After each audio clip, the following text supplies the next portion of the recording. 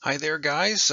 Speaking to Greg, Nathan, and Sean. I really enjoyed our discussion the other night at Fire Pit about God's relation to being, and since ontology doesn't come up very often, I thought I'd think it over a bit more, so I made this video to help me process my thoughts. I thought that maybe some of you could watch the video and give me some feedback, and I wanted instead of writing a lot of text, I wanted to make this more interesting, and so I made a video. But even if you don't want to watch it, I hope at least my going through it will make me better at this topic if we ever talk about it again. But don't feel obligated to watch it. But if you do, I'd love to hear your response, and I'll think about your responses very carefully. Of course, the topic is how does God create, right? So we've been thinking there are two main choices here. Either he creates a world that is as real as he is, or somehow the world is less real than God is. So we're asking how God relates to being itself, which is existence. What does it mean to exist? And as we discussed the topic, we all found that there are some related topics of great interest, right? And I think maybe we overlapped our thinking here, but I think we need to separate them. So in addition to ontology, we also want to talk about or know about time, space, causation, and choice. How does God relate to these? What are the options? So maybe these issues will help us with ontology, maybe not. But either way, I think the diagrams will help. So I'm going to begin with diagrams, and I'm going to begin with these other issues to prepare me to think about how to diagram ontology, which will prepare me to think about ontology. So I'll begin by diagramming God's relation to time. And of course, we think of time as a line. So when I diagram it, I'm going to make it elongated, right? A one-dimensional series of moments here all spread out in one thing, and that's time, right? That's how I would normally diagram it. But how does God relate to this? How can we add God to a diagram like this? Well, one option is to place God outside of the time line or the time block there. And we do it like this. Doesn't really matter where you put God here, but I'll just put it above. And this view is a diagram of something called divine timeless eternity, right? So God is not temporal at all on this view. God doesn't begin or end. God doesn't endure moments. There is a separation between God and time, as the diagram indicates. Another way to think of God's relation to time is to think of him as being temporal in some way. But how do we diagram that? Well, we'd start by placing God in parallel with time somehow. If we do it like this, for example, it makes sure God is always present at all times, at least it seems to. But it isn't really a good diagram of this relationship because it really gives us two timelines, and that makes us wonder, what does it mean to have two timelines? Are they the same thing? Are they different things? What does it mean to have two times? So I think we should probably avoid the two timelines then and seek to diagram time in a unified way. If we don't unify time, then we're really not diagramming time. We're diagramming two things of a sort. But what is the sort, right? We want to unify and find that highest category. And this will take some trial and error. Here, God is the higher dimension himself, and time is somehow contained by God. Is this the right diagram for a temporal view of God? Well, this subjects time to God, but it really also gets rid of time, which is not what we wanted, right? Time is lesser than God, inside God, subject to God, but that makes time non-absolute. But we're trying to diagram a temporal God with this option, and this diagram doesn't do that very well because it makes time less time-like. It reduces time to something non-temporal. So the diagram for a temporal God is more like this. And it's this top option, I think, that really captures the essence of the temporal view of God. People who hold this view will say things like, God is inside time. I don't hold this view, right? I'm only trying to diagram it. I think the top diagram captures this fairly well. So we have two options for God's relation to time, illustrated with these two diagrams, right? Divine timeless eternity on the left, God is outside time. This is the classical view. And divine omnitemporality, God is inside time, on the right. but these can be simplified. We don't really need the elongation, for instance, and I think maybe some of the things we do to make the diagram intuitive actually hide the essential relationship that's being diagrammed. We can just draw circles, and these are called Euler diagrams, right? These really emphasize the inside versus outside issue, which captures the real essence of the distinction between the two views. And we'll find that the other topics can be diagrammed along the same lines. In all cases, I think we'll find that there are two basic ways that we can think of the relationships on each of these four topics. Though there are other views in each topic that add one complication or another, they really all boil down to one of these two relationships. So if your view isn't included here, I think you'll find that when you try to diagram it, you'll go into one of these two forms. And so you're either going to separate God from the creation, or you're going to nest either God inside creation or creation inside of God. So the one on the right, the nesting option on the right, really has two versions depending on which one is on the inside. And they each are diagrams of different views. So with time, right, God is either outside time or inside time. He is just present at all times. And the names of the names might not be perfect, but these are generally the names for the two views. If you switch out the which one is on the inside on the right, you might get a different term, but I'm not focusing on that. I'm just trying to quickly show the relationship here. But we haven't talked about space yet, so let's talk about space. God is either outside space, whatever that means. That might be inherently presuppositional, but God is somehow not spatial. He transcends space, or God is in space with us, right? He just occupies all locations. With causation, God is either uninvolved with causation. He's hands-off on the left, or God is involved with causation and actually would then operate the laws of the universe. With choice, right, God is either uninvolved, hands-off, which makes us free, or God is somehow in control of our choices. And that would best be illustrated with creation inside of God, nested inside of God. And I'm going to go into each of these a little bit more directly and give diagrams of each. But before I do, I want to say that I found it to be fairly odd that the conservative positions for all four of these issues is not always in the same column. I found that strange. For example, since I am very conservative myself theologically, I initially chose the options in blue.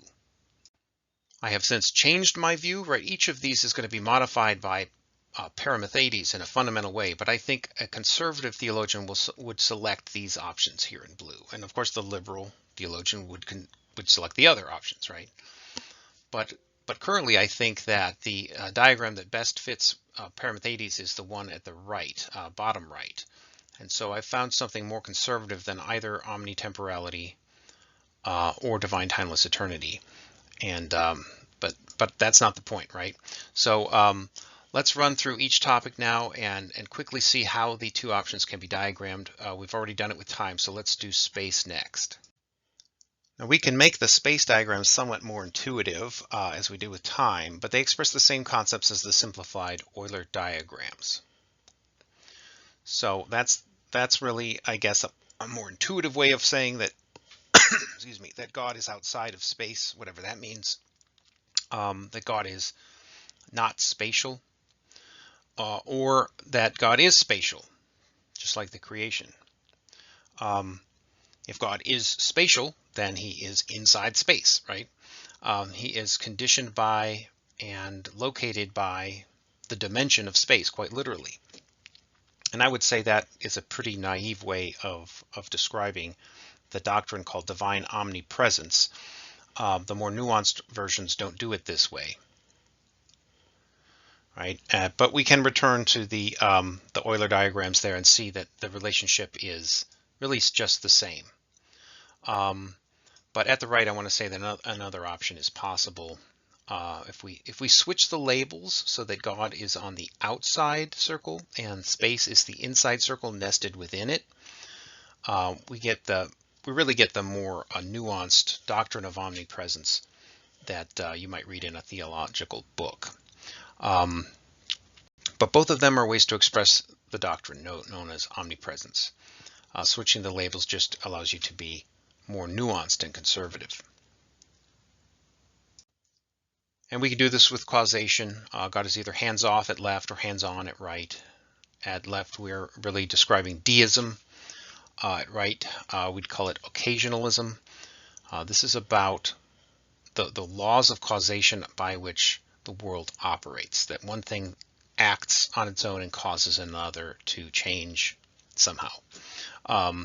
And God can either be hands-off or hands-on. If God is hands-on, as we see in the right, God is the one who is really the true cause.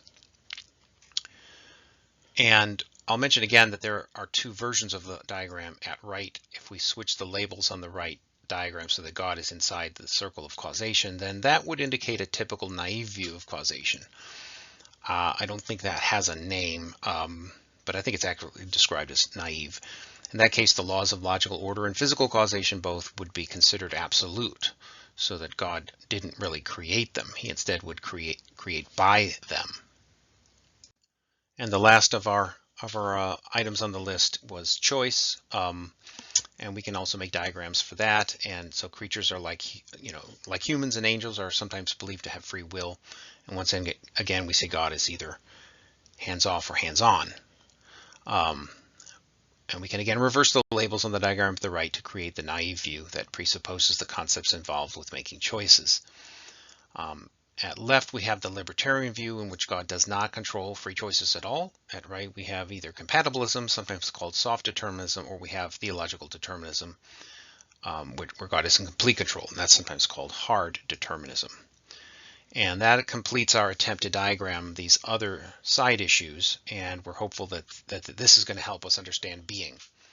And we see that there are two options, and the Euler diagrams help us see this the clearest. And they help us to discover that we either separate God from the creation or we nest one within the other. So what do we do? What happens when we try to do this with being? Can we diagram being with the Euler diagrams? Is that at all helpful?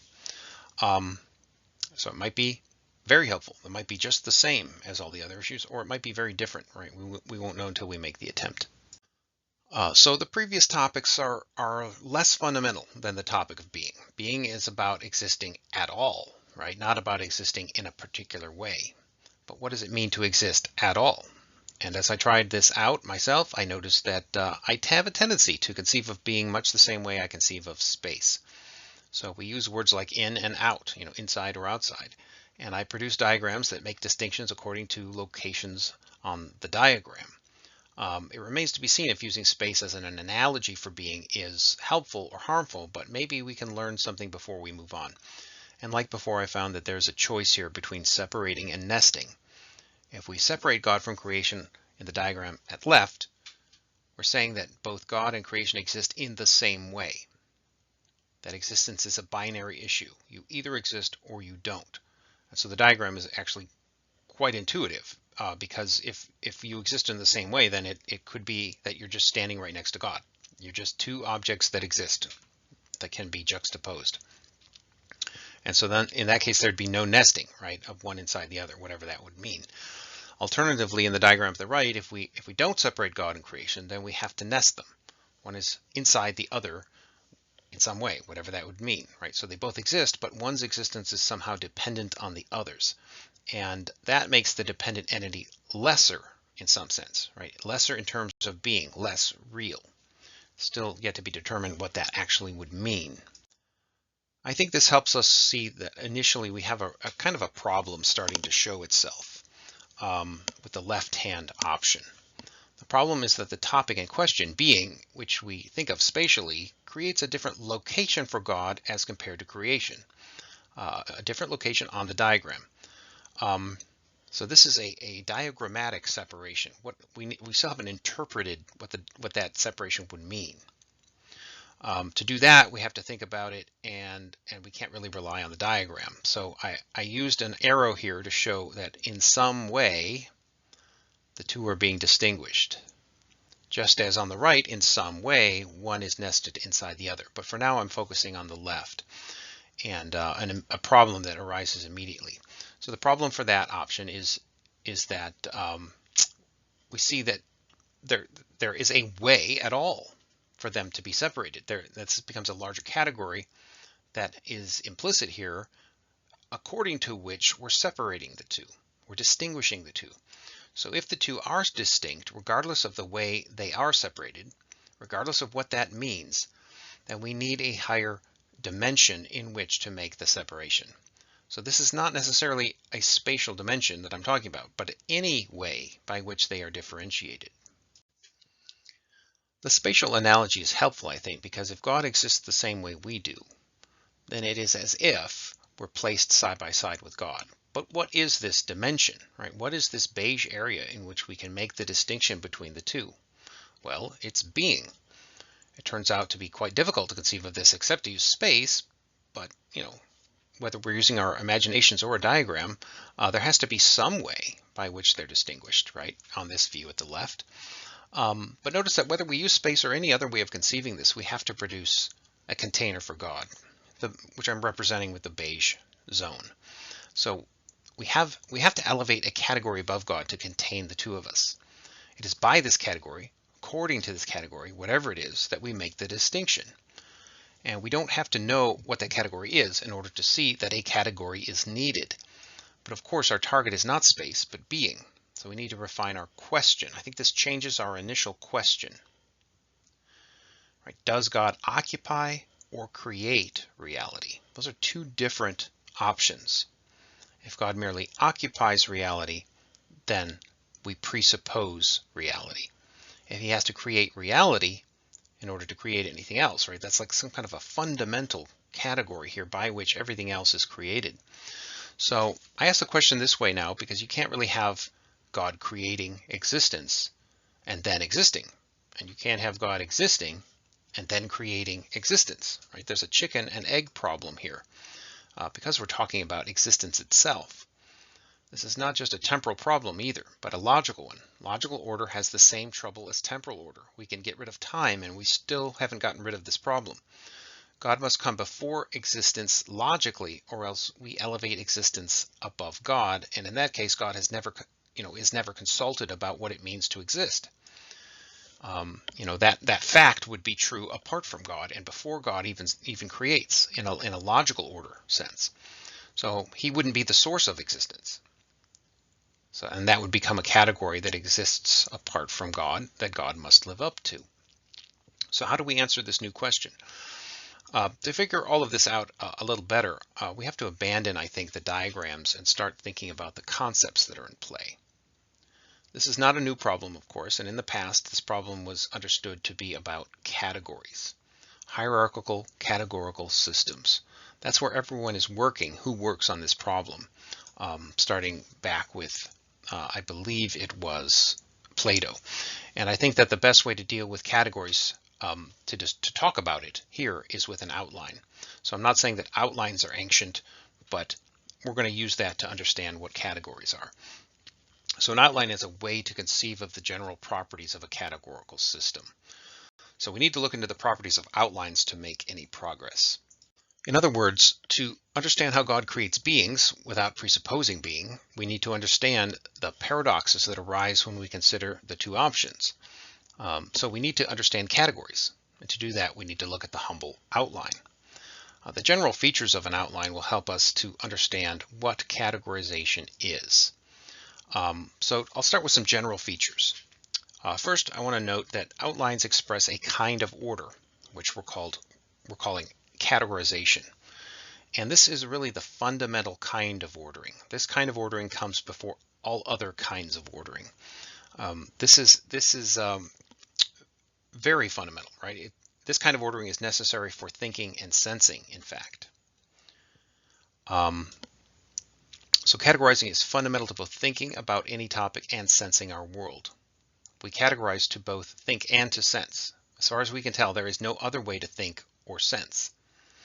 Without the ability to categorize, we would only see a chaos, and our thoughts would have no form. So categories are the fundamental way of ordering any multiplicity, including our previous questions about being, space, time, causation, and choice. So if category relationships are not objectively real, then everything we do with our minds is made up, right? So this is the way we have to think and sense. If we're not doing that correctly, if this isn't real, then we're just playing around in a game, a fiction, a movie, right? And there's nothing real around us. So category relationships are exceedingly fundamental. They are the most fundamental way in which we can mentally grasp anything. In addition to that, if categorization itself is not accomplished, then we cannot really do anything with our minds at all. So I want you to first understand that categorization is a fundamental way of ordering anything. Some additional features of an outline. They are representing an order that comes in nested levels. So each list item in an outline is a category. We could also call it an essence. Each category has members that are themselves lower categories. And there are terms for the parts here. And this is a relative terminology. So as you can see in the option the general form at the right, we have the genus broken down into species. So the genus is a higher category, the species is the lower category. The species is contained in the genus. Members of the genus are called species. This is a rather busy slide, but the point here is simply this, that genus and species are relative. And so you can think of this, the blue and the red here as a slider. You can apply them anywhere up and down the outline. Now we all know how outlines look, right? Roman numeral 1 is divided into capital A, B, C, right? And let's say capital A is divided into Arabic numeral 1, 2, 3, etc. And you can see that anywhere you start in the outline, you can go up or down, pretty much, except at the top. But let's consider looking up. What's going on there? So when we categorize anything, we find that thing's place within a higher category, right? Everything we want to think about, everything that we sense, will have a genus above it. That's how it is defined. That's how it is understood. So I could say, for example, it's a horse. And that means that there is a genus called horse above this thing that I am talking about. So each time we call something a horse, right, that indefinite article, that's one of the members of the set horses. And we identify things in that way, right, by their higher categories. And it's not just the genus immediately above, right? Horses are mammals, so I could also say that's a mammal, things like that. So that's looking up. You can also look down.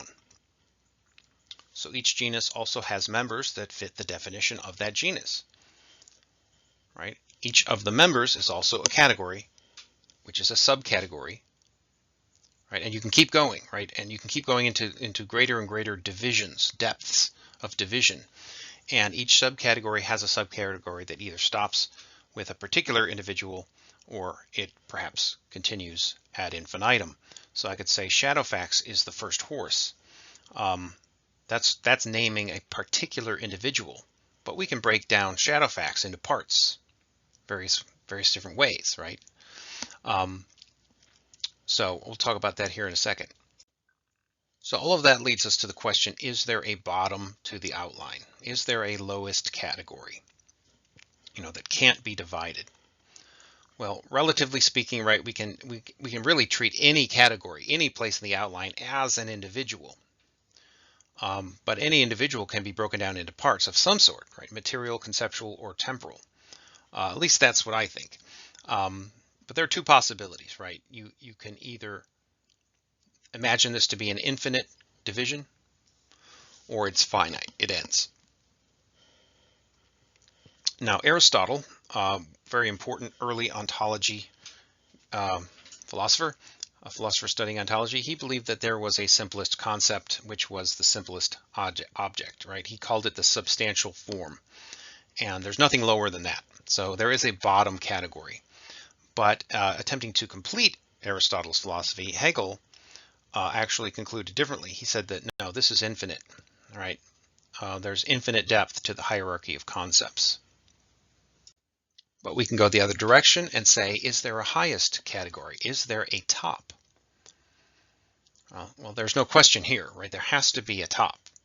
But this gets very philosophically tricky. Aristotle identified 10 top level categories, all the ways that things are said to exist. And he couldn't go any higher than that. So is there anything above it, right? Is there anything above the 10 to unify all the categories into one? Well, the answer is yes and no.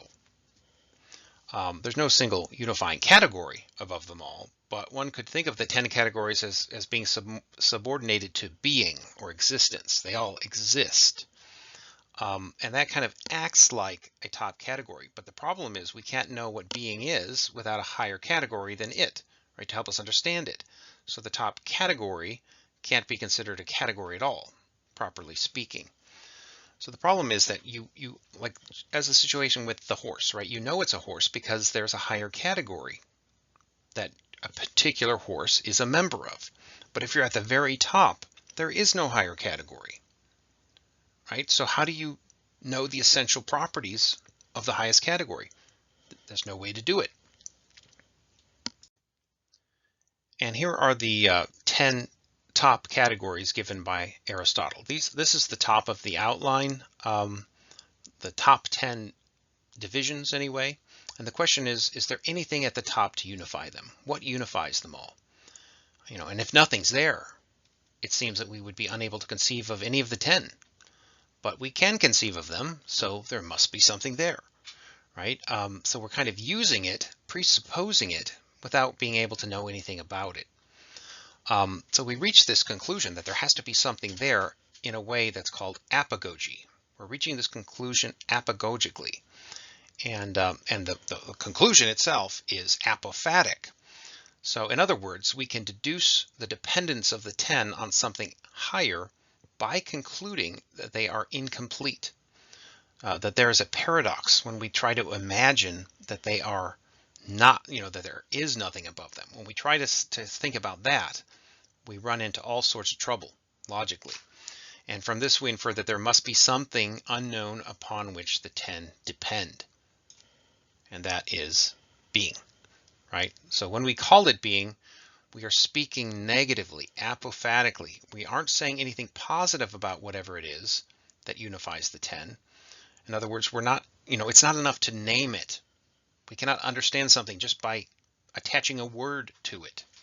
But we're calling it being, we're calling it existence, but we don't know what that means, right? Because there's no higher category above it, because it's at the top, by which we can categorize it and make sense of it. Now we've been talking about Aristotle a bit, so let's do a little history here and see the progression, the advancement here in the science of ontology. So we know that Aristotle's 10 categories are at the top. What are they? Well, I think he conceived of them as forms, Platonic forms. And so before Aristotle's teacher was Plato. Plato talked about the top form as a form. He called it the form of the good. And he knew something was needed at the top, right, to tie it all together. And if it were not the case, right, then the parts would be separated and thus unrelatable, incomprehensible. Knowledge would be impossible. So Plato figured that out. But Aristotle noticed something that Plato probably missed. And that is that it really can't be called a form, right? It's not a category, not even the master category. Whatever it is, it can't be understood because there are no other categories above it by which it can be conceived. No way for it to be distinguished in thought. It's unapproachable, ineffable, words like that. So what is this thing at the top? I think we have to conclude that it is unintelligible. We can't sense or think it, not in a positive sense. So without a high category by which it is understood, the top is ineffable. It's a great word. So if we can't conceive of any higher category for something that we sense or think, then we can't nail it down. We could not sense or think any of its properties. Our senses would report a kaleidoscope with no form, and our thoughts would be a chaos. But there's an alternative, right? We could operate negatively. So if I see something out my window and I don't know that it's a car, let's say I never saw a car before, I don't know what it is. Or let's say I'm maybe on the beach in Thailand and something appears in the sky and I don't know what it is, right? So I can't say anything positive about it. But I could say this. I could say, I see something that is not a horse, right? So that's only talking negatively. That's negative predication. But is not having the combined properties of a horse really a property? Well, negative predication is not useless, but it is a far cry from knowing the higher category and having a list of positive properties. So really what this is about is transcendence, right? So the top category is beyond and above what we can access with our minds. It transcends our minds. It goes beyond the capacities of human cognition. And a lot of people in history have reached this conclusion. Let's begin back again with Plato. And it seems like he didn't really solve this problem. At least he didn't write it down. If he did, he doesn't have an answer or reach a conclusion. But his student reached a conclusion that is very problematic. Aristotle really thought there was nothing above the 10 categories. And so he's a pantheist, right? So this reality we live in, right, can be categorized into the 10 categories at the top. But that's all there is. So that would be God in a sense, but that's everything, and everything, it turns out, in this sense would be really just a collection of categories. And so there's really no mind or power. And that would make God immanent. And this is attractive. It was attractive to Aristotle because it makes God or reality intelligible. That's a good thing, right? It's good to be able to know what's going on. But this demotes God by bringing God down to our level, placing him within the category scheme, making him identical with the category scheme, in fact. And so then God is made subject to the rules of the system in which he exists, along with the world. But most importantly, it makes no sense to say that God creates the categorical system upon which his own existence depends. So Aristotle has no place for creation. So the world and the forms are then eternal. And the alternative to this is transcendence. So when we talk about transcendence, we're talking about that which is beyond our ability to conceive, right? Beyond our ability to figure out or discover or even sense, right? We can't sense it. And Kant called this this zone beyond which we cannot really grasp anything the noumenal. Noumenal means supernatural. So the noumenal zone, if you will, is what is at the top there of the category of the 10 categories of Aristotle. And it itself cannot be categorized, so it can't be known. So all the categories are conditioned, right, by being in the categorical structure. This is called being conditioned. They make sense only in terms of the category scheme in which we think and perceive them. So categorical ordering is the condition of intelligibility. The thing at the top is unorderable, so it is unintelligible. So when we try to define God or his properties or his deeds, we can't really seem to do so without contradicting ourselves. We naturally make categories and place them above God in the categorical ordering scheme, right? This is the only way that we can make sense of anything, right? So we try it with God. We try to make sense of God by applying categories like existence to God, and it doesn't work. Right, that's called putting God in a box, and doing this creates paradoxes and contradictions. So we can't know anything positive about God by the light of pure reason.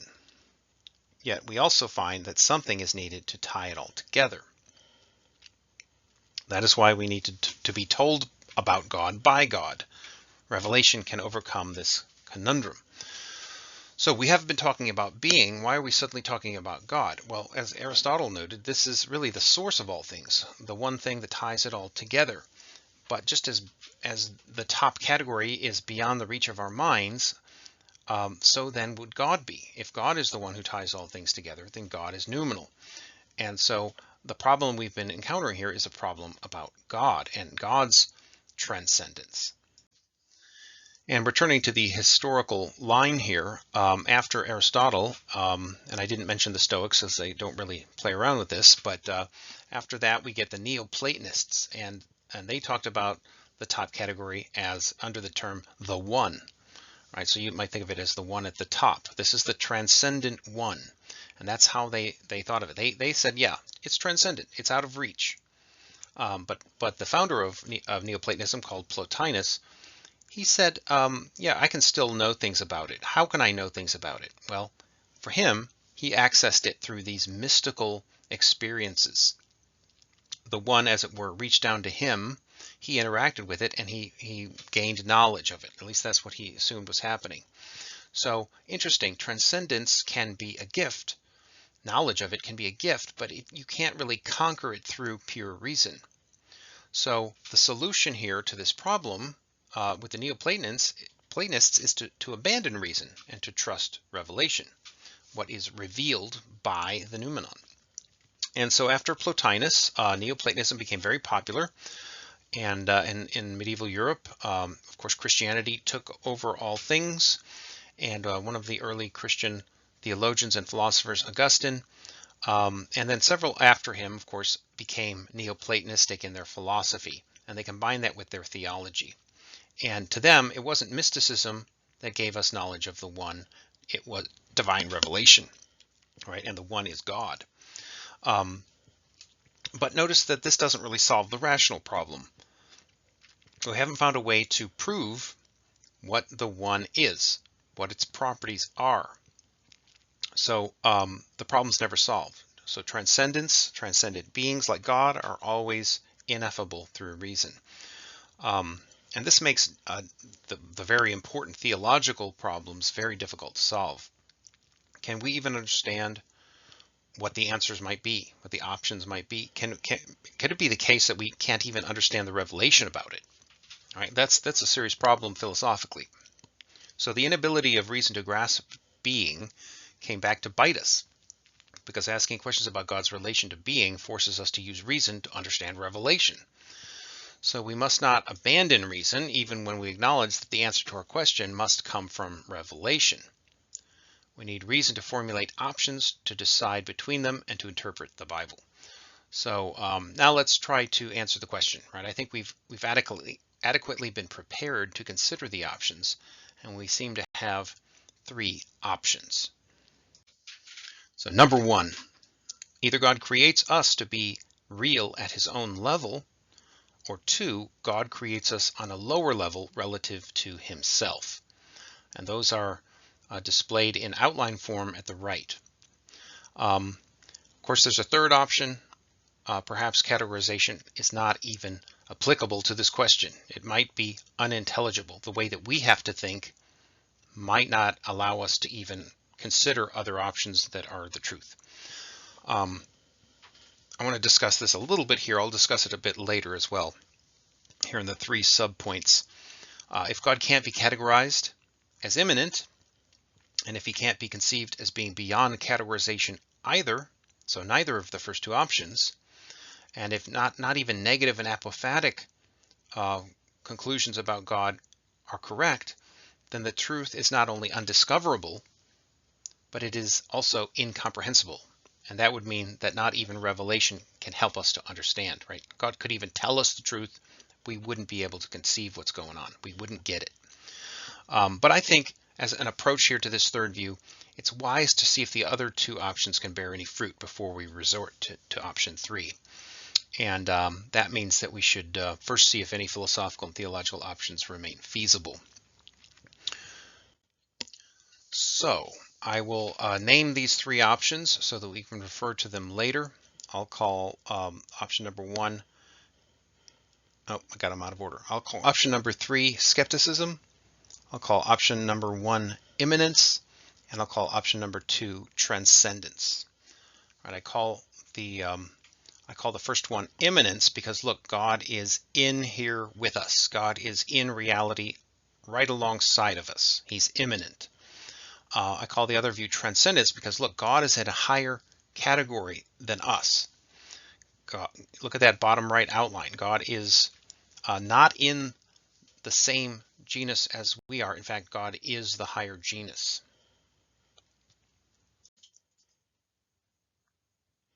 Now, to decide between these first two options, we need to settle and answer these 6 questions. And they are, 1, is pantheism a problem? 2, is God's relation to being intelligible? 3, is it possible to find an answer? Should we be skeptical? 4, should we elevate God as much as we can? 5, does Scripture reveal the answer? And 6, which view is more desirable and does it matter?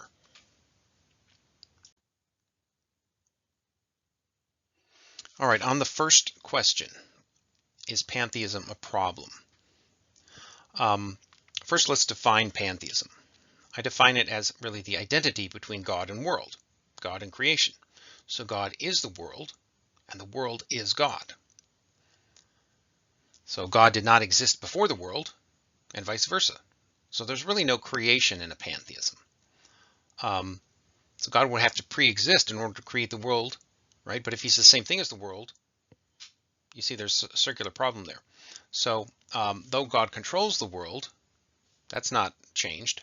Under pantheism, he can't really control the existence of the world, and he can't control its basic properties.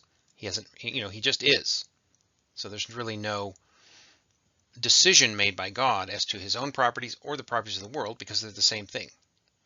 So there's a dependency here, a subjection of God. God is not superior to the world, and creatures are really a part of God. So that's what we're dealing with. And so the question is, do either of the views at the right, immanence and transcendence, do they look like pantheism? And is that a problem? So which view is in danger of being pantheistic? So at first glance, I think the transcendence view appears to be in danger of being pantheistic. That's what Greg said. I think that's what Sean agreed with. But it does not really possess several of the properties of pantheism, right? First of all, there's no identity between God and world in the transcendence view. So the world is only a part of God, a small part, right? Not the whole. They're not identical. God is more than just the world. So that's a mismatch. There's also no subjection of God to world or to anything else. God is not subjected to anything under the transcendent view. So it doesn't make God subject to the world, and it does not make God subject to being or anything at all, right? It emphasizes God's independence. And so it allows God to generate the conditioned category of being itself, right? So God isn't subject to this concept we have called existence. And so he's not subject to it. All right. What about the first view, immanence, the top view, I should say? Well, the immanence view does avoid overlap between God and world, right? But I think this comes at a cost. So there's no nesting. There's no overlap. They're separate. But the cost is that it shares several problematic properties with pantheism. So surprise, surprise, I think that the immanence view is more like pantheism than the transcendence view, despite the maybe expectations here and maybe the surface appearance of it. So it subjects God to something unknown. The immanence view does this. It subjects God to something unknown, which we are labeling being, reality, and existence. But remember, just because we attach a name to something doesn't mean we understand it. But you can see in the outline that clearly reality is the category in which God exists, or God sits, I should say. So there is a dependency here for God. And so God is not superior to it, right? God doesn't really control it in that sense, right? Things above in the outline control things below. They determine the properties of things below. Here there's something above God that determines one of God's properties. It defines it, right? And next, we would say that this view, the immanence view, groups God and the world together. They are in the same set, the same circle, if we were to use an Euler diagram. So therefore, the immanence view is like pantheism because it entails the subjection of God to being and the dependence of God on being. Within being, the set of existing things, it makes the world equal with God. So in conclusion, it seems that the dangers of pantheism are preserved by the immanence view and avoided by the transcendence view. It may not look that way at first glance, but the immanence view does not allow God to create being.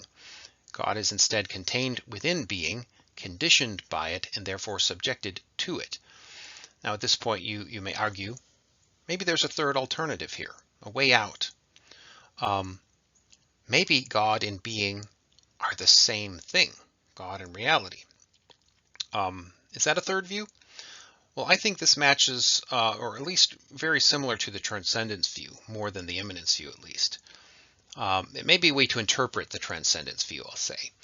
And you'd need a theory in addition to this to explain what it means for God and existence to be the same thing. And on that front, I think Paramethades is just such a theory. But I'm not getting into that, right? So if you're trying to take this way out, I think what you're really doing is you're choosing transcendence. You're choosing that. And so it's really not a third way. It's just another way of looking at the transcendence view. So I'm going to conclude that the transcendent view does not commit us to pantheism. It might look like it superficially, but it may be instead the only way to avoid the problems that come with pantheism. I really don't think that either view is pantheism, but I think the immanence view takes on a lot of the problems that are associated with pantheism. And I'd rather say that God is the box, even though we don't know what that means, than to say that God is in a box over which he has no say. Our second question is this: is God's relation to being intelligible?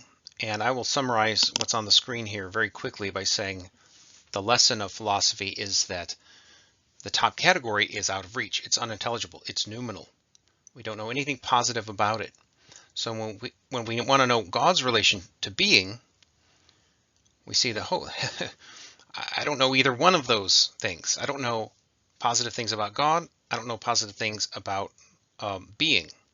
So how am I going to talk about the relation between the two, right? I have to be told.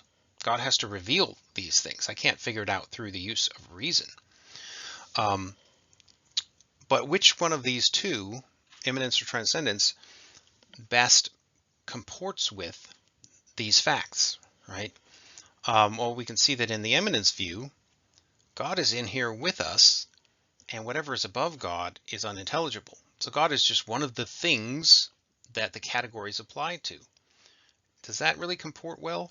I think it doesn't comport very well with it, at least. On the other hand, the transcendence view puts God above us at a higher level, makes God out of reach. God being whatever's up there, it looks ineffable from that perspective. So I think that's a better match. So in answer to this question, is God's relation to being intelligible? I would say it is not discoverable through reason, but if it is revealed, then it would be intelligible. Thirdly, we ask, is it possible to answer this question at all? So this is really where we start to deal with the skeptical view a little bit. So if the answer is undiscoverable yet still intelligible, then the answer might still be communicated to us through divine revelation. Right, so the answer is not discoverable by reason. That's the point. But it still might be comprehensible, whatever the correct word is there. And I think the transcendence view allows for this. So I forgot to add the labels. All right, so on the other hand, if the answer is utterly unintelligible, then the answer cannot be understood even if it is provided by revelation. And this, I think, is forced upon us by the immanence view because it places the answer beyond and above both God and the categorical scheme by which we can understand anything. So we can't rule out either possibility here. That's the problem. So either it is not discoverable but intelligible, or it is not discoverable and not intelligible. Either way, we can't really decide, right? So the answer is beyond the capacity of reason as well. So, but we can conclude this. I think this is a practical way forward on this third question. If the answer is revealed in Scripture, then whatever is revealed, to the extent we comprehend it, is the truth. Therefore, it is possible if it is revealed in Scripture.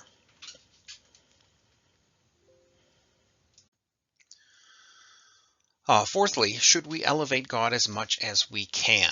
And this is about really what disposition should we take? What guiding principle should be in play here, right? So we know God is holy, and that means God is greater than we are. It means, we're told his power is greater than our power. His ways are higher than our ways. His thoughts are higher than our thoughts.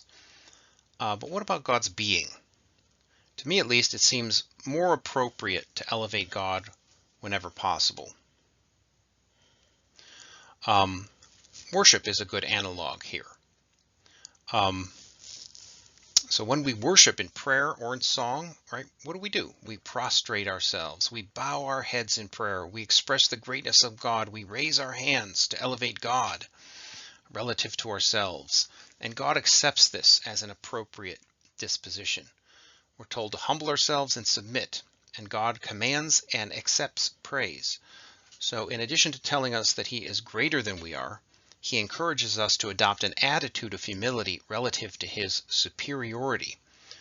And I think the view that brings God down to our level, therefore, conflicts with these guiding principles and dispositions. And I think the transcendence view elevates God's being above our own. That's appropriate.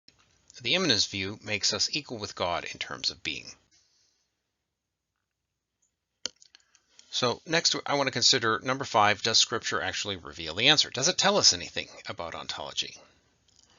Well, first I want to acknowledge that many passages do seem to accommodate, I'll say, our normal understanding of existence.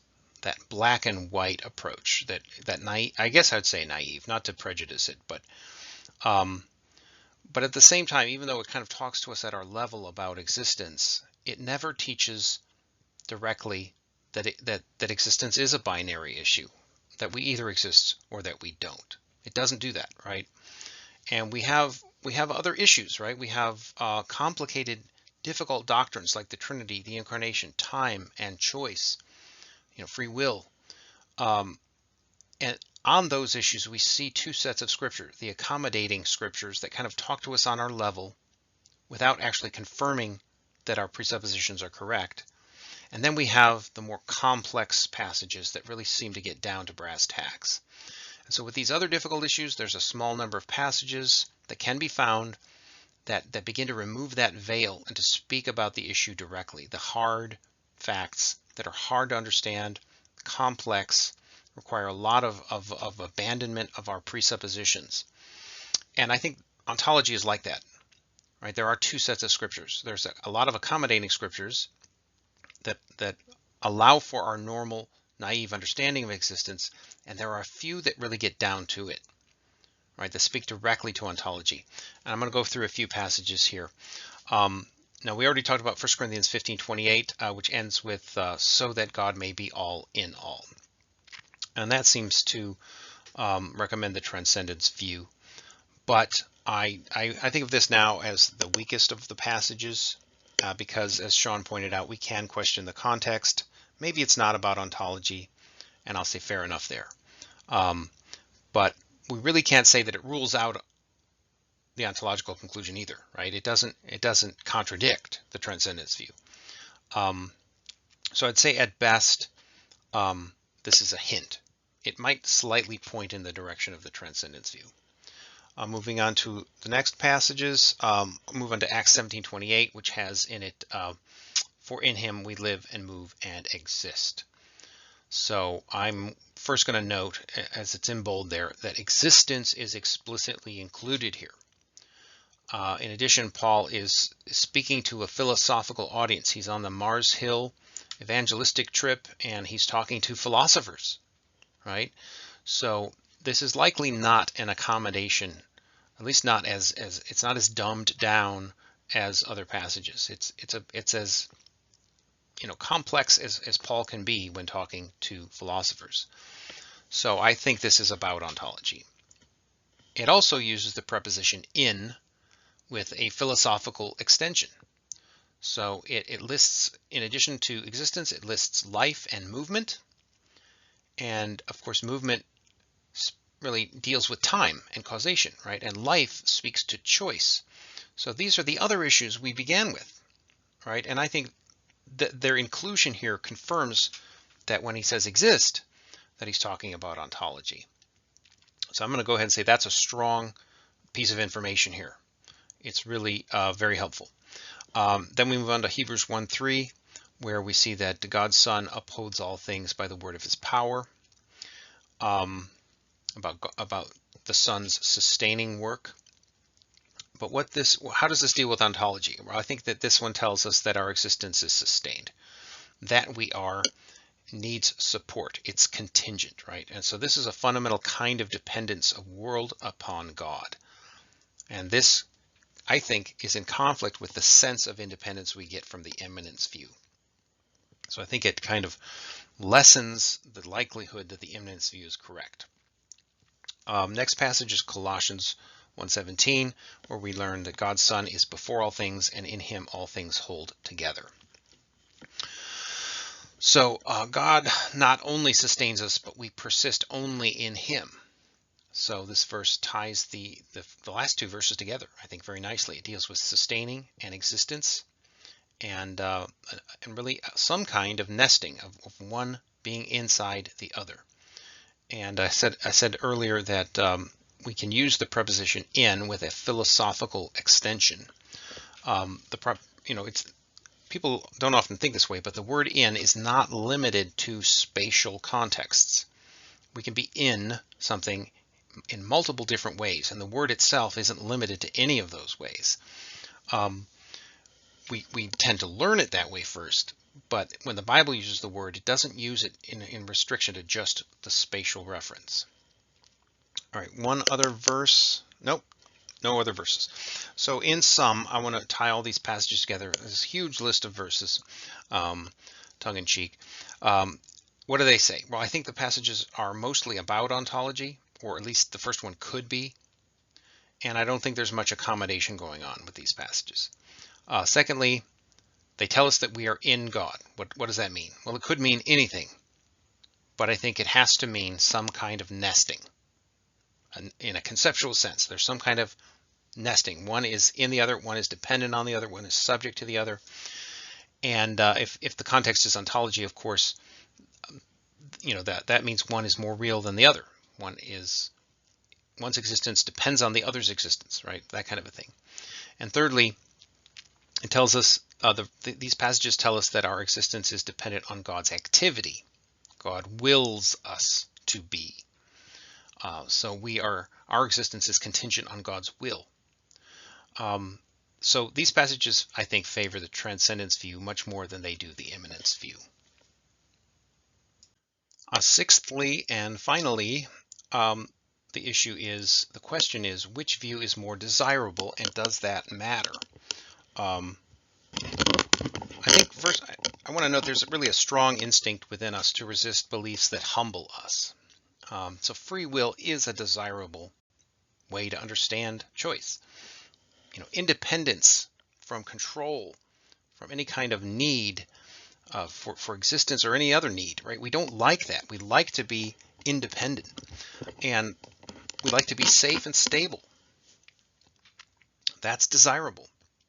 Yet I think on most topics, this instinct is misleading, right? It causes us to prefer and then choose views that demote God and elevate ourselves, right? That's the opposite of worship. So this is not an appropriate reason to choose a view, because it's preferable, because we like it, right? And because it is a desire, this can create a confirmation bias, which is a psychological tendency to ignore, undervalue, and twist views that we don't like. So there's a strong psychological inclination to prefer the immanence view. I acknowledge that. And this inclination is nonetheless not a good guide.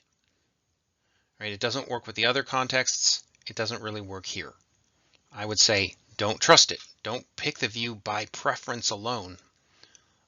Let the arguments pull you in the right direction. And I'm just giving you my argument here. Please rebut and give me a different argument to compare it with. I'm not saying I've settled it in a rational sense. No, not at all. Or in a biblical studies sense, not at all. But nonetheless, don't let your desires pull you toward one or the other conclusion. I think that's the indication here, at least. So I think on issue number 6, minimally, our instinctive desire for the immanence view is probably not a good reason to choose it.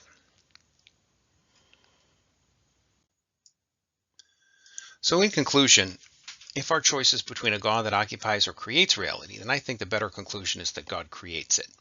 God creates existence itself and does not exist before he creates existence. And that points to the option at the right. So if God merely occupies reality, as he does on the left diagram, then there is something like a category or a dimension, call it what you will, we don't know what it is, that would be above and beyond God, in which he exists and by which creation is distinguished from God. And I think the other issues we covered at the beginning are somewhat of a guide, but because the issue of ontology is the more fundamental, we can't let those issues determine our decision here, but vice versa, our decision here should determine our choices on those other issues. But whatever the issues are, time, space, causation, choice, they're all boxes, right? They're all categories. They all would limit and demote God if we placed God within them. So to merely occupy any of these dimensions is to be subject to them, to be conditioned by them, categorized within a higher genus. Each of them would elevate something above God. So in every question, God creates and does not merely occupy the dimension. And this implies a nesting, right? If God is creating something, establishing even the principles upon which he creates them, then God is the outer container, not the other way around. Now, this is not to say that we know it to be impossible for God to create anything at his own level. But I will say that that possibility would be unintelligible if that is the case. Since we have a revelation pointing toward the option at the right, and because it still allows for plenty of mystery about how exactly God does this, it seems that we can and should avoid the skeptical conclusion as well. And I should probably also mention, maybe this is coming up in the back of your minds, this does not mean that God can't be immanent, that God can't come down to our level in various senses and ways.